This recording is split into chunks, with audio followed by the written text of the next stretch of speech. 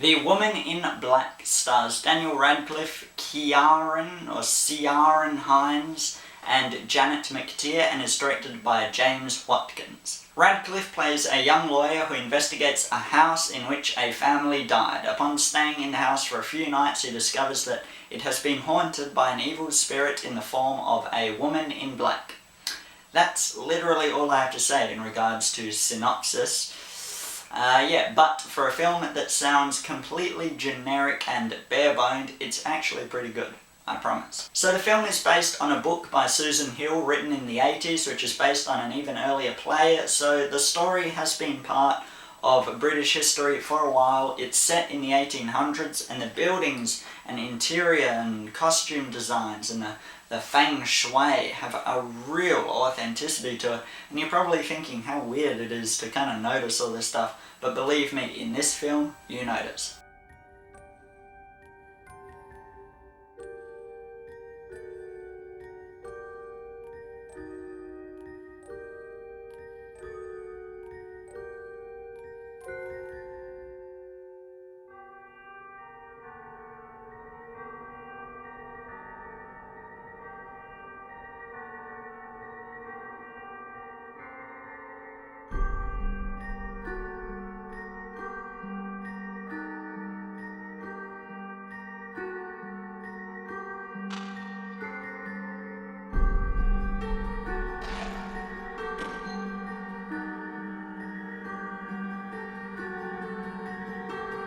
Starting out, like a lot of dark, haunted house style horror films, it's very slow and, to be honest, not very interesting. Though I overall liked The Conjuring, this kind of had a similar problem to what that had, becoming kind of bland and boring whenever the scares weren't present.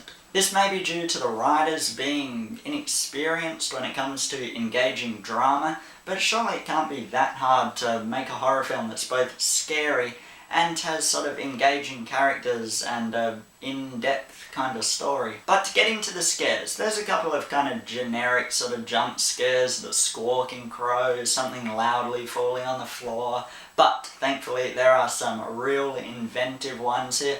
That's what I always like in horror films, when it's obvious that the filmmakers clearly put some real decent thought into creating a scary atmosphere and scary set pieces, etc, etc. Ooh, what can we do outside the box? There's something that hasn't been done before. Well, we need something really...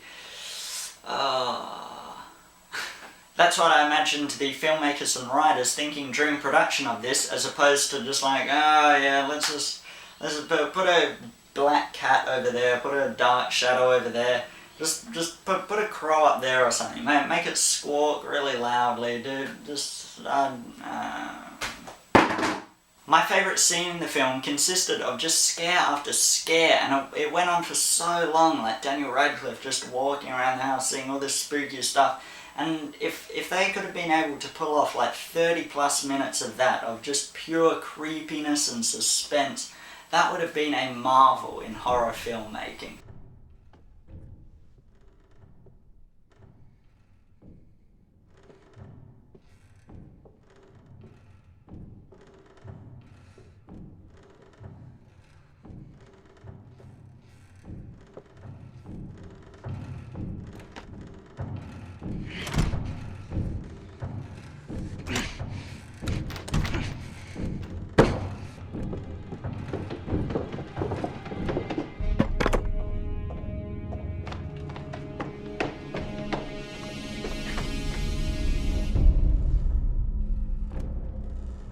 But then again, in a lot of these kinds of films, you sometimes can sort of wonder why this protagonist is staying in this super scary house as opposed to just dropping everything and running out screaming like a little girl with their arms flailing, which is probably what I would do if I was in that situation in a spooky haunted house. For someone coming fresh off a phenomenal franchise such as Harry Potter, it could be hard to sort of transition away from just being seen as the boy who lived.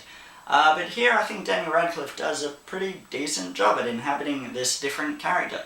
If I had one qualm, it's that he does seem He does look very young to be this lawyer with a 4-year-old kid. Another little qualm is that he's sort of the only star power the film has to offer. There's really no other familiar faces that I recognised in the film.